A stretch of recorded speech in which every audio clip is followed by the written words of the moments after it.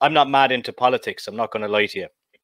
But my dad would be big into politics, and he'd always say, "Oh, Ming is on tonight," and we'd watch it, you know.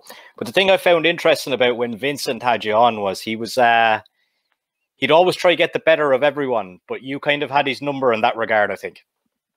Yeah, I had in many senses, but he when he wanted to have his number on you, basically he had, and I went on his show one night.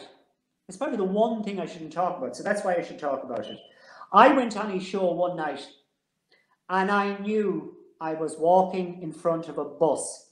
I even planned the route to walk in front of the bus because I knew it was the only way that I was going to deal with the bullshit that I put out there. And let's be honest, the lie I told on the penalty points. And in that, I went in, I knew what was going to happen, and the bus hit me. And after the program, I thought to myself, you know what? People deserve better than me. And I said to him afterwards that, do you know what? I think I'll just throw my hands up and I'll resign my seat. And he basically told me in no uncertain terms, you're not doing that. Yeah. And he said, people will forget about this. And they have. And you know what? It's a flaw. Maybe we shouldn't forget about things like this, because we probably have a better country if we weren't so forgiving to politicians. But he convinced me not to, and I have to say, he's an inspiration, and he's badly missed.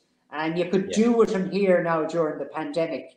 And you could say that's me trying to have a go at other journalists, but you know, it's a bit like saying that Gary Bannister, who scored 28 goals for QPR one season. I'm a big fan of QPR. It should be like saying you were dissing him by praising Messi. Well, you're not really.